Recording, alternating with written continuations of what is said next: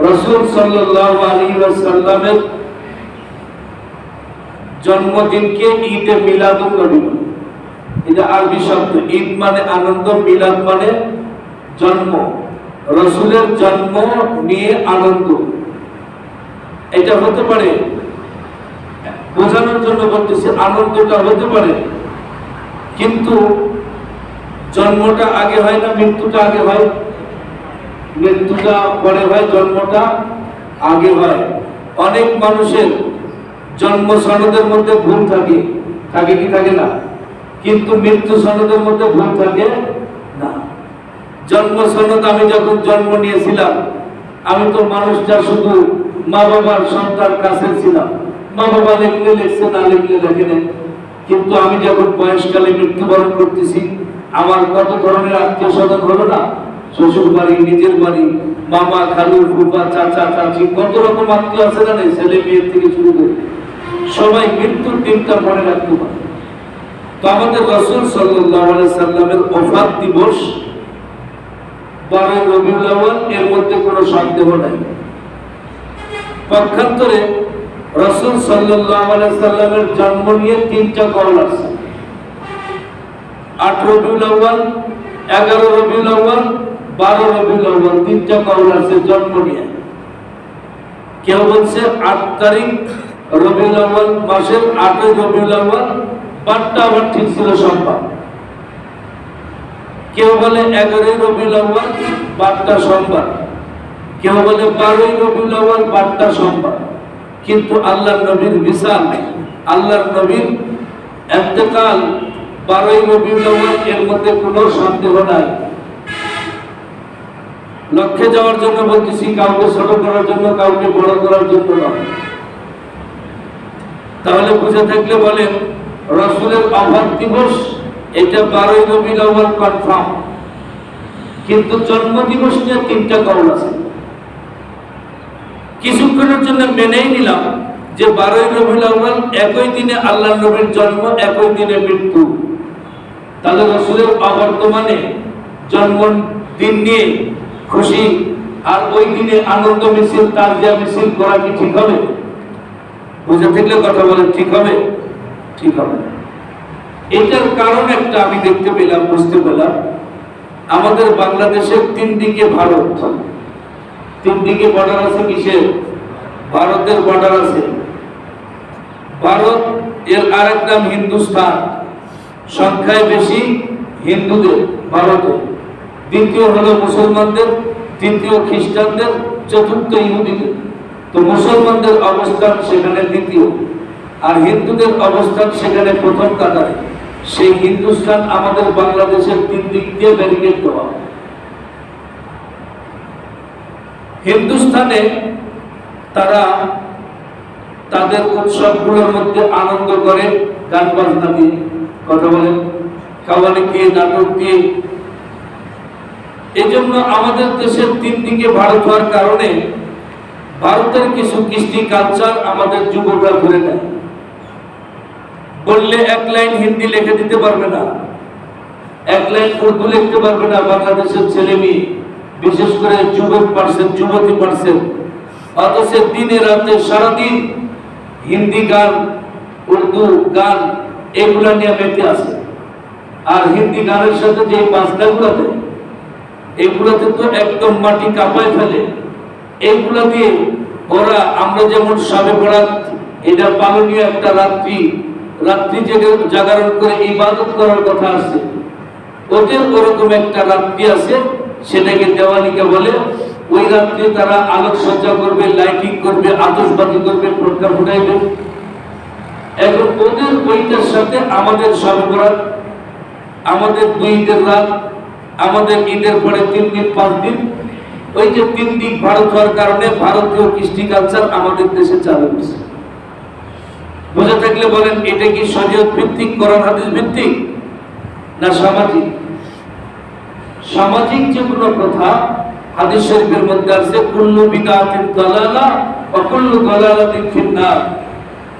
প্রত্যেকটা নতুনত্ব জিনিস শরীয়তে যেটা নাই সেটা শরীয়ত বলে চালায় যাওয়া। কথাটা লক্ষ্যে যাওয়ার জন্য বলতেছি, আমাদের দেশে ঈদে মিলাদুন নবী সহ 3টা ঈদ পালন করে। কয়টা ঈদ? 3টা ঈদ পালন করে কিছু লোক, সব লোক না। বাকি মুসলমান যারা, তাদের পালনীয় কয়টা? 2টা, ঈদুল ফিতর, ঈদুল আযহা। এই দুটো যেমন পালনীয়, এছাড়া কোন ঈদকে ঈদ হিসাবে পালনীয় নয়, এটা বর্জনীয়। তো বর্জন করবো যে জিনিসকে, সেই জিনিসকে যদি আমরা পালনীয় বানাই, এটা হবে বিদআত। আর এই বিদআতকে আল্লাহ তাআলা কুল্লু বিদআতিন দালালা ওয়া কুল্লু দালালাতিন ফিন্নার, প্রত্যেকটা পথভ্রষ্ট গোমরাহিকে আল্লাহ তাআলা জাহান্নামের আগুন দ্বারা ভস্ম করবে। এই জন্য আমরা এর থেকে বেঁচে থাকার চেষ্টা করব। বুঝে থাকলে বলেন, শরীয়তে ইসলামীতে ঈদ কয়টা? 2টা। ইব্রাহিম আলাইহিস সালাতু ওয়াস সালাম বলেন, কুল্লু কওমিন ঈদুন ওয়া হাযা ঈদুনা। নবী রাহমাতুল লিল আলামিন ঈদের খুতবাতে বলছেন, কুল্লু কওমিন ঈদুন ওয়া হাযা ঈদুনা। প্রত্যেকটা সম্প্রদায়ের জন্য এক একটা ঈদের দিন থাকে। আমার এই সম্প্রদায় মুসলিম মিল্লাতের 2টা ঈদের দিন, একটা ঈদুল ফিতর, একটা ঈদুল আযহা। কিছুক্ষণের জন্য আমরা যদি মেনে নেই যে না, ঈদে মিলাদুন নবী, ঈদে তো সরকারের ছুটিও দেয়, আবার আমরা একটু ইবাদত করতেই পারি, ইবাদতটা কিভাবে হবে? ঈদের নামাজ আছে, কথা বলেন, 2 ঈদের নামাজ, 2 রাকাত করে নামাজ আছে না নাই? ওয়াজিব নামাজ। 2 ঈদের নামাজে 6 তাকবীর বলা, এটা ওয়াজিব। তাহলে ঈদে মিলাদুন নবী নামে যে ঈদটা পালন করতেছে, এই ঈদের কি কোনো নির্দিষ্ট নামাজ আছে? কথা বলেন, নামাজ নাই। নামাজ নাই, এটা কি করে? এটা ঈদের নাম দিয়া, আনন্দের নাম দিয়া তাজিয়া মিছিল বের করে দয়াল নবীর জন্মদিন ঘরে ঘরে মিলাদ দিন। এইটা পাকিস্তানের এক বদমাশ তাহের শাহ বাংলাদেশে এসে চট্টগ্রাম, সিলেট, ঢাকার কিছু অংশে তারা ট্রাকের মধ্যে করে তাহের শাহকে নিয়ে নাউজুবিল্লাহ মিন জালিক তাজিয়া মিছিল করে, বলে দয়াল নবীর জন্মদিন ঘরে ঘরে মিলাদ দিন। যদি এই কথাটা তো কোরআন হাদিসের কোনো জায়গায় নাই, কিছুক্ষণের জন্য যদি মেনে নেই নবীর জন্মদিনে প্রত্যেকটা ঘরে ঘরে মিলাদ দেওয়া দরকার, তাহলে তোর বাড়ি পাকিস্তান, তোর বাড়িতে মিলাদ কে দিতেছে? তোর ভালো লাগে? কথা বলেন। এটা যদি পালনীয় জিনিস হয়, তাহলে তোর ঘরে মিলাদ দেয় কি? এই জন্য মেরে তারা সাধারণ মানুষ, আল্লাহ তাআলা আপনাদেরকে বানিয়েছেন, সাধারণ মানুষের হিসাব কিতাব কম, কিন্তু যেটা আমল করার নিয়তে করবেন, সেটাকে ডানে বামে সামনে পিছনে সবকিছু জেনে বুঝে। একটা হাদিসের মধ্যে আমাদের ছোট ছোট কমলমতি বাচ্চাদেরকে পড়ানো হয়। একটা হাদিস আছে, ক্বালান নবী সাল্লাল্লাহু আলাইহি ওয়াসাল্লাম, আখলিস দীনাকা ইয়াকফিকাল আমালুল কলিল। আল্লাহর হাবিব ইরশাদ ফরমান যে তোমার দ্বীনকে খাঁটি করো, অল্প আমলই নাজাতের জন্য যথেষ্ট। কথা বলেন, কথাটা সহি। তোমার দ্বীনকে খাঁটি করো, পরিশুদ্ধ করো, অল্প আমলই নাজাতের জন্য যথেষ্ট। বলে 2 ঈদে অল্প আমল, টাইম আগে ফিক্সড হয়ে থাকে। ঈদুল ফিতরের নামাজ আমরা 8টায় পড়ি, 9টায় পড়ি। ঈদুল আজহার নামাজ 6টা, 6:30 থেকে শুরু হয়ে গেছে, 9টা 10টা পর্যন্ত। কোন ঈদগাহ মাঠে বাংলাদেশে 3টা 4টা জামাত হয়, সেইভাবে ধারাবাহিকভাবে ইমাম সাহেব থেকে নামাজ পড়া হয়। কিন্তু 12 রবিউল আউয়াল ঈদে মিলাদুন নবীর নাম দিয়ে প্রথম নাম্বার তো এটা নবীর শানের সাথে গোস্তাক করা হলো, বেয়াদবি করা হবে। নবীজির মৃত্যুর দিন কনফার্ম 12 রবিউল আউয়াল। সেই দিনে যারা বাপ মায়ের সুসন্তান, বাপ মায়ের যারা নেক সন্তান, তারা বাপ মায়ের মৃত্যু দিবস আসলে ভালো লাগবে না, আনন্দ লাগবে? কথা কয় না?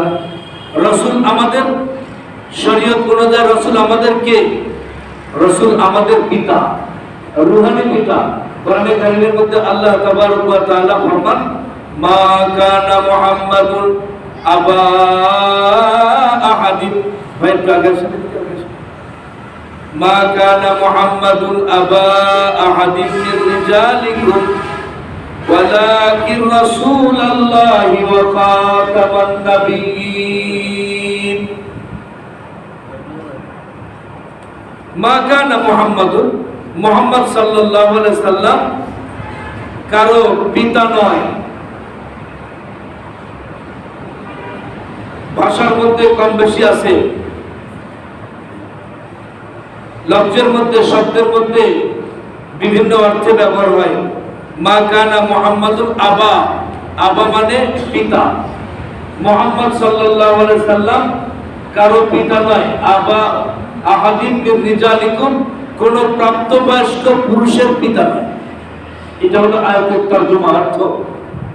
অর্থাৎ নবী করিম সাল্লাল্লাহু আলাইহি সাল্লামকে আল্লাহ তাআলা তিনটা সন্তান দিয়েছিলেন, পুত্র সন্তান, কাসেম, তাহের, তাইয়্যুব।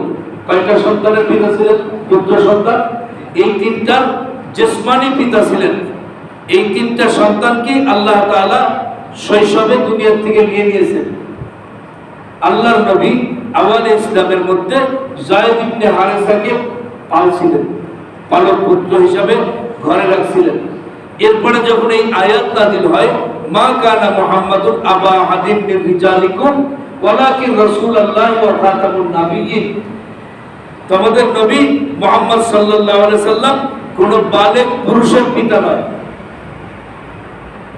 কোন বালেগ পুরুষের, নাবালেগ সন্তানের পিতা ছিলেন, তারা তো আগেই দুনিয়া থেকে বিদায় নিয়েছে, কিন্তু বালেগ পুরুষের পিতা নন। তখন পর্যন্ত অনেক সাহাবী জানতো যায়েদ ইবনে হারেসা ইনি হলেন আল্লাহর নবীর সন্তান, এটা মনে করতেন। আমরা ছোটবেলায় পড়েছি মহানবীর মহানভাব, মদিনার ঘরে ঘরে ঈদের আনন্দ। নামাজ পড়ানোর পরে ঈদের ঈদগাহ মাঠের এক কোণে একটা ছোট বাচ্চা কাঁদতেছিলেন। মুহাম্মদ সাল্লাল্লাহু আলাইহি সাল্লাম তিনি ঈদের দিনে এই বাচ্চাকে কোলে নিয়ে তারপরে বাচ্চাকে কান্না থামাইলেন, বলে তোমার পিতার নাম সব বললেন, কিন্তু খোঁজ নেই এই বাচ্চাটার। এই বাচ্চাকে কোলে নিয়ে তারপরে বলল, দেখো আয়েশা যদি তোমার মা হয়, ফাতেমা যদি তোমার বোন হয়, রাহমাতুল লিল আলামিন নবী যদি তোমার পিতা হয়, তোমার কোনো আফসোস আছে? ছোট বাচ্চার মন ভরে গেছে, বলে না, আমার কোনো আফসোস নেই। এরপরে যায়েদ ইবনে হারেসার ইতিহাস আসছে। কয়েকজন বদমাশে এই বাচ্চাকে ছিনতাই করে বাজারে বিক্রি করছিলেন। এই বাচ্চা ছোটবেলায় আর বাবার সন্ধান পান নাই। অনেক দিন পরে এই বাচ্চার সন্ধান মিলল এবং বাচ্চার পিতা মাতা আত্মীয় স্বজন আসলেন রাসূলের বাড়িতে। এসে বললেন, ইয়া রাসূলুল্লাহ, মা বাবা বললেন এটা আমার সন্তান, সন্তানও চিনতে পারলেন এটা আমার আব্বা আম্মা। এবার রাসূল বললেন, তাহলে তোমার আব্বা আম্মা তোমাকে নিতে আসছে, তুমি চলে যাও। এ বললেন, ইয়া রাসূলুল্লাহ, আপনি চলে যাও বললে আমি চলে যাব না। আমি রাহমাতুল লিল আলামিনের কোলে উঠেছি, মা বাবার পেট থেকে নামছি, কথা ঠিক আছে, মা বাবার গৌরজার সন্তান আমি, কিন্তু আপনি আমাকে সন্তান বলে ধারণ করেছেন। আমার মা বাবার সাথে দেখা করলাম, তাদের সাথে যথাযথ আমি যোগাযোগ রাখবো, কিন্তু আপনার ঘর ছাড়া আমি কোথাও যাব না। আল্লাহু আকবার।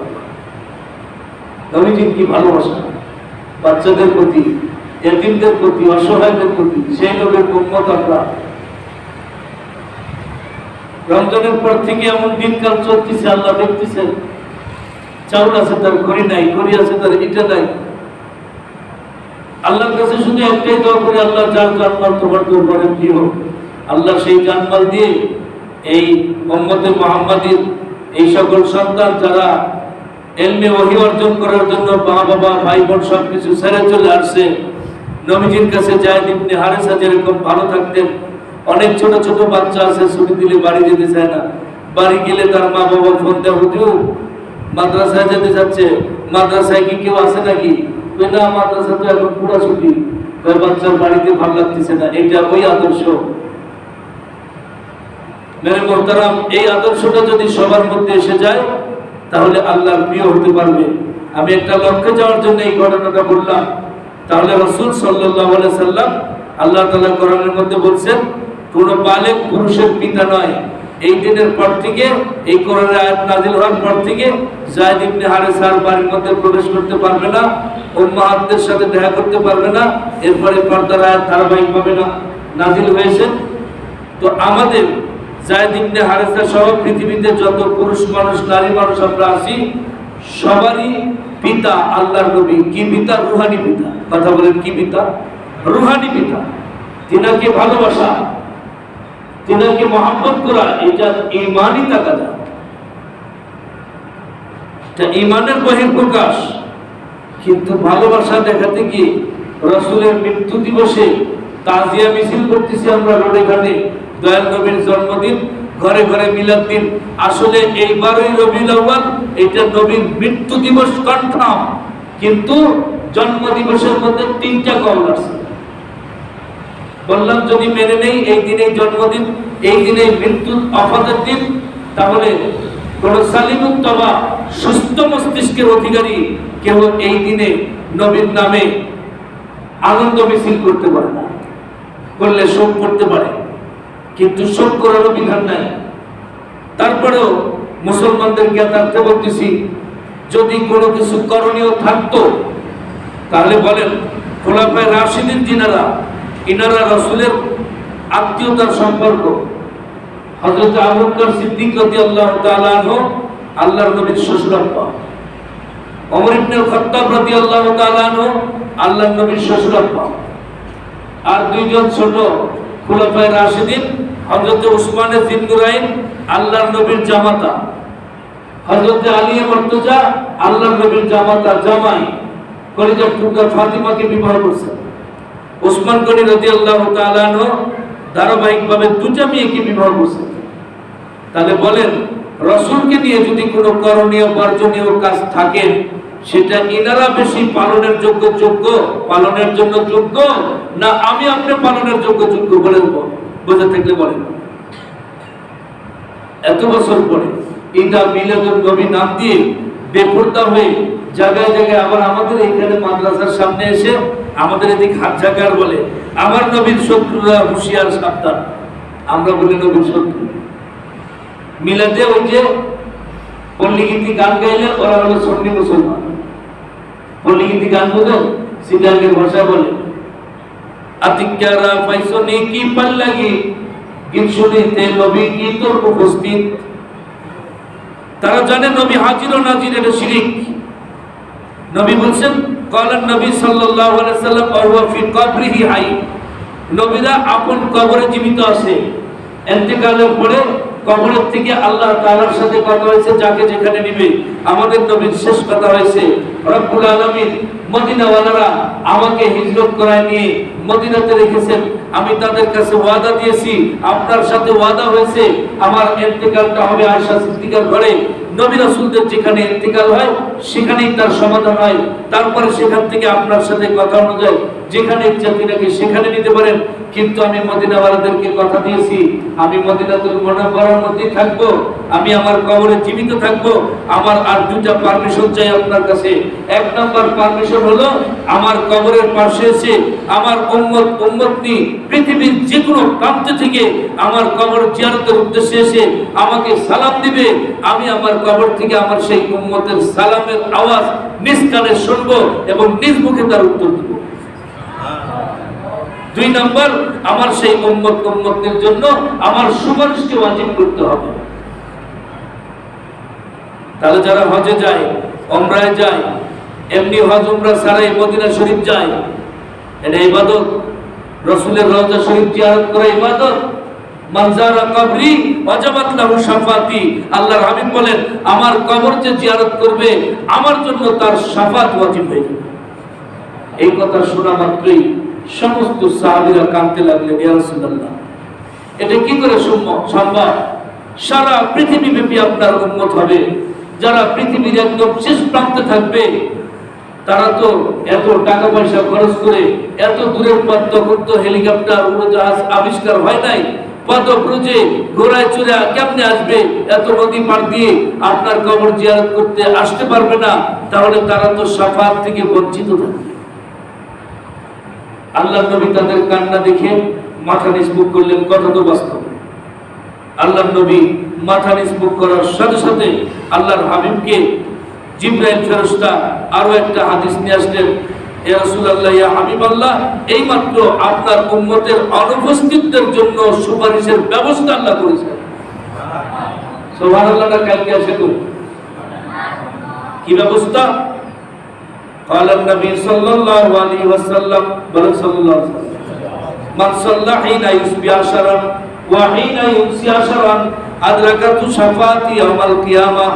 আল্লাহর হাবিব ইরশাদ করেন, জিবরাইল এই মুহূর্তে হাদিস নিয়ে আসলেন যে আমার উম্মতের যে কেউ পুরুষ হোক আর নারী হোক সকালে ফজরের পরে 10 বার দরুদ শরীফ পড়বে আর মাগরিবের পরে 10 বার দরুদ শরীফ পড়বে, সে যেখানেই থাক না কেন কাল কিয়ামতের দিনে আমি নবী তাকে সুপারিশ করবই। তাহলে বলেন রাসূলের সুপারিশ থেকে কেউ বঞ্চিত আছি? আমাদের যে ওয়াহাবি বলে আমাদের মাদ্রাসার সামনে তাজিয়া মিছিল নিয়ে করতেছে বিদআত। ওই যে একটা ঘটনা আছে না, একজন বড় বাগানে মুসনিয়া পানি খাইতেছে আর আরেকজন মদ খাইতেছে। যে মুসতালা যে পানি খাইতেছে আর যে মদ খাইতেছে ওকে জয় মোষের পানি খাওয়া হারাম জানিস না? তো তুই যে মদ খাইতেছিস ওটা কি হালাল? তো দুইজনই হারামের মধ্যে আছে, কথা বুঝেন, দুইজনই হারামের মধ্যে আছে। আমাদের দেশে দলিল মিলাদে কিয়াম করলো না, অপ্রাসঙ্গিক জিনিস নিয়ে মুসলমানদের মধ্যে ধাক্কা থাকে, সাধারণ একটা জিনিস।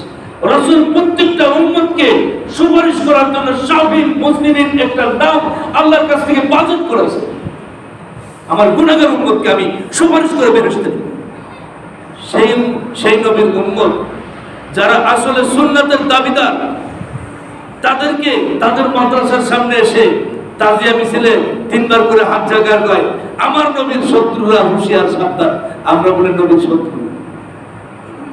আমাদের মসজিদে যারা নামাজ পড়েন প্রত্যেকদিন ফজরের পরে দরুদ শরীফ পড়ি কি পড়ি না? এখন আসুন, তারা যেই দরুদ শরীফ মিলাদে যেই দরুদ শরীফ পড়ে সুন্নি মুসলমান দাবি করে, সেটা কি মদিনাওয়ালার থেকে সমর্থন আছে না নাই? কথা বলেন। বাংলাদেশে মেশিনের পার্টসের মধ্যে জাপানি পার্টসের দাম বেশি, চায়না পার্টসের দাম কম। চায়নার থেকেই বানাইছে, জাপানের মতো করে সিলটা লাগাইছে, জাপানের দামে বেচতেছে, আছে না এরকম? কিন্তু দরুদ শরীফও একটা আছে মেড ইন মদিনা, আর একটা আছে মেড ইন পাকিস্তান। বলেন তো, মেড ইন মদিনা কার্যকর না মেড ইন পাকিস্তান কার্যকর? মেড ইন পাকিস্তান ওই যে একটু আগে বললাম তাহের শাহ বদমাশ, সে দরুদ শরীফ বানাইতেছে আল্লাহুম্মা সাল্লি আলা সাইয়্যিদিনা মুহাম্মদ আরে নাবিয়ানা শাফিয়ানা হাবিবানা মুহাম্মদ। এর আরবি তালাফুজ সহি আছে। মুহাম্মদ শব্দটা মুহাম্মদ শব্দ, অর্থ শব্দের বেশকমে অর্থ আকাশ পাতাল হয়ে যায়। বাংলাতে বুঝেন, মায়কারে মা তয়কারে তা, মাতা মানে কি? মা। আর মায়কারে মা তয়কারে তা, মাথা মানে? পার্থক্য হয় কি হয় না? এই দর্শন তো নাই কোথাও, কোন হাদিসে নাই। গায়ের জোরে জাপানি পার্স বানায়, চায়নাটা বেচে দিচ্ছে, ধরতে পারলে ওর পানিশমেন্ট হবে না? নবীজির কাছে তার পানিশমেন্ট হবে না? আমি নিয়ে আসি নাই যেটা, তুমি সেটা আমার হাদিস বলে। হাদিস শরীফের মধ্যে আছে মানুফতিয়া বিগয়রি ইলমিন উলজিমা ইয়াউমাল কিয়ামতি বিলিজামিন মিনান নার। যে ব্যক্তি কোন ব্যক্তিকে সিদ্ধান্ত দিল হাদিস বলে, কোরআন বলে, ইজমা বলে, কিয়াস বলে, আসলে সেটা কোরআন হাদিস ইজমা কিয়াসে নাই, সে তার ঠিকানা জাহান্নাম বানায়। ফালিয়াতাবাওয়া মাকাদাহু মিনান নার। অন্য হাদিসে আল্লাহর হাবিব বলেন মান কাযাবা আলাইয়া মুতাআম্মিদান। তাদের প্রতি আল্লাহর নবী কিয়ামতের দিন নালিশ করবে যে আল্লাহ, এটা আমি কর্তৃক দরুদ শরীফ ছিল না, এটা আমার দরুদ শরীফ বলে চালাইতেছে। বলেন হাত করা উল্টা লাগাবে কি লাগাবে না? এখন এটা আমরা বলতে গেলে বলেন মৌলবীরা ফতুয়া বাস, ওরা তো একটা করতেইছে, এদের কাছে ভালো লাগতেছে না। মৌলবীদের মধ্যে যে কত কোয়ালিটি আছে, শাস্ত্রে বসে একটা মৌলবীর বিরুদ্ধে সমালোচনা করা, এটা করাই যায়। একদিন ফজর নামাজটা পড়া কিন্তু, একদিন জুমার নামাজটা পড়া কিন্তু, কিন্তু মৌলবী যে হাজারো ভুল আপনি ধরলেন।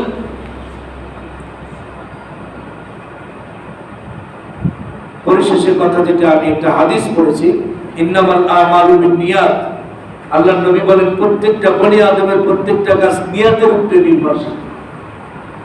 এখন আজকে যদি আমি জানি যে আমি একটা কাজ করতেছিলাম, এটা কোরআন হাদিস ইজমা কিয়াসের কোন জায়গায় সমর্থন নাই, তাহলে এটা ভুল, এটা তো আমি সৎ পাবো না।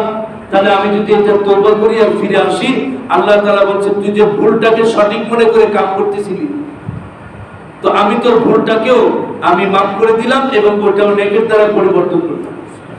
কিন্তু পৃথিবীর কোন বেদাতকে সুন্নাত মনে করে এরা কোনোদিন তওবা করার সুযোগ পাবে না। দুইটা শ্রেণী, একটা হলো ওই যে লামাজ, আমি এখানে হাত বাঁধে আমি বলে মসজিদ কাঁপাই, এরা প্রশ্ন করবে 101টা, একটার উত্তর দিবে না। আর একটা হলো বিদআত, ওরা যেটা করবে ওটাই, আর ওর বিপরীত করলে বলবে চাল হাদিস। এই হাদিসে নেই, হাদিসে আছে না নাই, হাদিস সম্পর্কে তোমার ধারণাই নেই।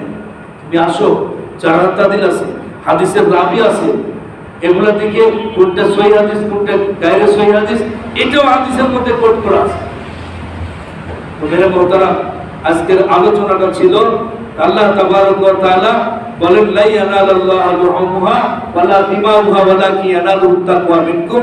বনি আদম, তোমাদের যে ঈদ নিয়ে আলোচনা করতেছিলাম, যেটা বকরা ঈদ, যেটা ঈদুল আজহা, গত ঈদ যেটা গেল, এই ঈদের মধ্যে আমরা পশু কুরবানি করেছিলাম।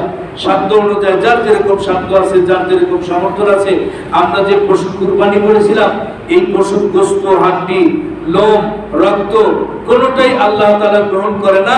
আল্লাহ তাআলা গ্রহণ করে কুরবানিকারী ব্যক্তির দিলের তামান্নাকে। এমনও ব্যক্তি আছে আমাদের দেশে, সে 2 লাখ 5 লাখ টাকা দিয়ে কুরবানি করছে, অনেকগুলা কুরবানি করছে, এতিমদের খাওয়ানোর জন্য, গরিবদের খাওয়ানোর জন্য, বিভিন্ন জায়গায়। এবার যে কুরবানি গিয়েছে, নাম বললে প্রশংসা সামনে করা ঠিক না, আল্লাহর এক বান্দা, উনি আমার ধারণা 20 কেজির উপরে গোশত দিয়েছেন। এতগুলো গোশত দিয়েছেন, আমার ছেলেরা খেতে পারছে কুরবানিতে, তাছাড়া খাওয়ার মতো গোশত আসে নাই। অথচ হাদিস শরীফের মধ্যে আছে, যদি কোনো 40 বাড়ি, কোনো ধনী ব্যক্তির কোনো 40 বাড়ি, আশেপাশের 40 ঘরের কেউ যদি না খেয়ে থাকে, কাল কিয়ামতের দিন তাকে জবাবদাহি করতে হবে, তোমার সম্পদ দিয়েছিলাম, তুমি প্রতিবেশীদের দেখো। এখানে আমাদের মাদ্রাসায় প্রায় 16-18টা জেলার ছাত্র থাকে, তারা মা বাবা ভাই বোন। ডিসি সাহেব আমাদের কৃতজ্ঞতা স্বীকার করেছেন যে হুজুর আসলেই আমি তো এইভাবে খেয়াল করি নাই। ডিসি অফিসের একটা এজলাসে আমি বক্তব্য দিলাম যে স্যার, এই যে রক্ত বর্জ্য, এমনকি মাথার শিংয়ের সাথে কান এবং মাথার চামড়াটাও ফেলে দেয়, আমরা সেই চামড়াও পুরো নিয়ে আসি মাদ্রাসায়, নিয়ে এসে 5 টাকা দিয়ে বেচতে পারলে বেশি, না পারলে আমরা ওটাকে পরিবেশ করে দাফন করে দিই। কারণ এটা এত ঝুঁকিপূর্ণ আবর্জনা যে এইগুলা যদি দাম নাই, তো এগুলা চামড়া যদি গাছের সাথে লটকায়, এই রোডের এই ফাঁকা জায়গায় এসে যদি ফেলে দেয় রাতের বেলায়, আপনি কয় টাকা দাফন করবেন বলেন? তো আমরা দুই নিয়াতে আমরা উম্মতের কুরবানিটা যেন সহি হয়। অনেক ভাই 2 লাখ 5 লাখ দিয়ে কুরবানির পশু কিনতে পারে, কিন্তু জবাই করতে পারে না সহি তরিকায়। আমাদের ছাত্ররা, ওস্তাদরা সুন্দর তরিকায় হাদিস দিকে, কোরআন দিকে কিভাবে জবাই করতে হয় ট্রেনিং করতে হয়, এখানে ট্রেনিং দেন। তারপরে আমরা পাঠা দেই যে লাখ টাকার কুরবানি করতেছে, 1000 টাকা খরচ করে কুরবানি করতেছে, এইটা যেন কুরবানিটা সহি হয়। 1 নম্বর। 2 নম্বর কারণ, যে কুরবানির পশুর চামড়াটা আমাদের লিল্লা বডিকে আসলে আমাদেরও উপকার হবে। আর এটা যদি আমরা কুরায় না নিয়ে আসি, জাতি যদি ফেলে দেয়, তাহলে পরিবেশ দূষণ হয়ে যাবে। কয়েকজন মুফতি সাহেব হুজুর, আপনার কথাটা আমার দিলের মধ্যে এত লাগছে, আমাদের বর্তমান ডিসি মহোদয়, এত ভালো লাগছে। তাই তো আপনারা দেখছি সাদা কাপড় পরে, পাগড়ি পরে, এমন ইমাম সাহেবদেরকে দেখা যায় ছুরি নিয়ে প্রথম পোজ দিয়েছে, দমটা ভালো করে ধরতে পারেন নাই, রক্ত দিয়ে চশমা সহ পুরো সাদা জামা মেখে যায়। তারপরে আপনারা দৌড়াতেছেন আরেকজনটা কুরবানি করে দিতে, আরেকজনটা কুরবানি দিয়ে। আমার তো লাখ টাকা দিলে তো আমি এরকম কাজ করতে পারবো না। জাতির জন্য কওমি মাদ্রাসা মানে জাতীয় মাদ্রাসা, এটাকে শত্রু মনে করবেন না। এই মাদ্রাসায় নবীর ওয়ারিসটা তৈরি হয়, এটাই আসলে সুফা মাদ্রাসা। এই মাদ্রাসাকে মহব্বত করবেন। হাদিস শরীফের মধ্যে আছে, যারা কোন আলিমান আও মুতাআল্লিমান আও মুহিব্বান আও মুঈনান ওয়ালা তাকুম মিনাল খামিস, তোমরা হয় আলেম হও, না হয় মাদ্রাসার ছাত্র হও। এখন তো আলেমও হতে পারেন নাই, মাদ্রাসার ছাত্র হতে পারেন নাই, কিন্তু সুযোগ আছে 2টা। বলে এদেরকে মহব্বত করো, করা যাবে না মহব্বত? 3 ভাগের 1 ভাগ গোশ যাদেরকে দিলেন, এরা কালেমা তৈয়বা সহি করে পড়তে পারে না। এরা কোথায় সিংড়া থেকে, বিভিন্ন এলাকার থেকে আসে, একজন 10 কেজি 20 কেজি করে গোশ কুরআন নিয়ে আসে। আর এখানে আমাদের একটা টেলিফোন করলে, ফোন দিলে আমরা যা নিয়ে আসতাম, তা বললেন না, যে ভুল হয়ে গেছে, সামনে যেন এই ভুলটা না হয়। আর কি বলে, অথবা এদেরকে সহযোগিতা করো। আল্লাহ অর্থ দিয়েছে সহযোগিতা করো, সহযোগিতা করো। ওয়ালা তাকুম মিনাল খামিস, কিন্তু 5ম ব্যক্তি হলো যে বেদাতীরা এখানে এসে আমার নবীর শত্রুরা বলতেছে, 5ম ব্যক্তি হলে নির্ঘাত ধ্বংস হবে। সেদিন আমার রেজিস্ট্রারি অফিসে আব্দুল মতিন ভাইয়ের সামনে এই জিল্লু ভাই বলল, হুজুর আপনার সাথে যারা বেয়াদবি করছিল, পাম্পের সামনে আপনাকে যারা ধরছিল মারার জন্য, সেদিন আমি ছিলাম, মনে আছে? পাঁচটার সবাই খালি একজন বাদ দিয়ে চারজন ভিক্ষা চুরি হাত দিছে। ব্যাংকে লাখ টাকা কোটি টাকার কাছে চলে গেছে, ব্যাংকের লোন বিক্রি করে হতে পারবে না, মুক্ত হতে পারবে না। আলেমদের সাথে বেয়াদবি করা, মাদ্রাসার ছাত্রদের সাথে বেয়াদবি না করে এদের সাথে সহযোগিতা করে মহব্বতের সম্পর্ক রাখে, বেশি কিছু না। আল্লাহ তাআলা কিঞ্চিত করতে বলছে। তো আজকের আলোচনা একটু বিবিধ হয়ে গেল, সারাংশটা আমি বলে দিচ্ছি, এরপরে আমিও সুন্নত পড়লে সুন্নত পড়বো। রাসূলের সুপারিশ পেতে হলে দুইটা কাজ। কয়টা কাজ? বিত্তশালী ব্যক্তিরা আমরা চেষ্টা করব হজ ওমরা তো যাবই, এছাড়াও জীবনে একবার একটা পার্সোনাল ওমরার জন্য শুধু শুধু রাসূলের সাক্ষাতের জন্য যাব। জীবনে কত টাকা ব্যয় করলাম স্যার? পারবো না 100 লাখ টাকা। এখন যে 1000 টাকা, 7 লাখ টাকা, 8 লাখ টাকা, 10 লাখ টাকা হয়ে গেছে, কিন্তু আমরা করতে টাইম বিশেষ 6 লাখ টাকা, 1.5 লাখ টাকা হয়ে যায়। 1.5 লাখ টাকা কত ভুল ভ্রান্তিতে নষ্ট হয়ে যায় টাকা। একটা সফর যদি আমি রাসূলের মহব্বতে আমি একটা উমরা হজ করলাম, উমরা হজের কথা আসছে, আল উমরাতু ইলাল উমরা খরাজাত খতায়াহু। জীবনের প্রথম আপনি হজ করেছেন আজ থেকে 10 বছর আগে, আবার 10 বছর পরে আল্লাহর তৌফিক পাইছেন, বা এখন আপনার শক্তি আছে, নিয়ত করছেন, আল্লাহ তৌফিক দিলে আপনি বড় হজ করবেন, এখন আপনি একটা উমরা করছেন, হজের মধ্যে উমরা থাকবে, আরো 25 বছর পরে আপনি হজ করলেন, তো একটা উমরা থেকে আরেকটা উমরার মাঝখানে যত গুনাহ হয়ে গেছে সব গুনাহ আল্লাহ মাফ করে দেন। মুসলমান হয়ে লাভবান হয়েছেন না ক্ষতিগ্রস্ত হয়েছেন? কিন্তু কারো পাগড়ি নিয়ে, কারো রুমাল নিয়ে, কারো টুপি নিয়ে টানাটানি করেন না। মুসলমানদের দুর্দিন হলো মুসলমানদের সাথে ঘুষাঘুষি। আল্লাহ তাআলা আমাদের সকলকে বলা এবং শোনার চেয়ে বেশি আমল করার তৌফিক দান করেন। তাহলে আমরা প্রতিদিন ফজরের পরে সকালে 10 বার, মাগরিবের পরে সন্ধ্যায় 10 বার দরুদ শরীফ পড়ব। কোন দরুদ শরীফ? মনের মধ্যে থাকতে পারে যে হুজুর তো দরুদ শরীফটা বলে দিল না। এটা যে কোনো দরুদ শরীফ হতে পারে। সব থেকে ছোট দরুদ রাসূলের নাম শুনলে পড়ি, কি বলেন তো? এটাও একটা পূর্ণাঙ্গ দরুদ। এটাও যদি 10 বার পড়ি, একবার দরুদ শরীফ পড়লে 10টা নেকি হয়, 10টা গুনাহ মাফ হয়, 10টা রহমত তার উপরে আল্লাহ তাআলা নাযিল করেন, জান্নাতের মধ্যে 10টা মর্যাদার আসন বাড়ায়। আল্লাহ তাআলা আমাদের সকলকে বলা এবং শোনার চেয়ে বেশি আমল করার তৌফিক দান করেন।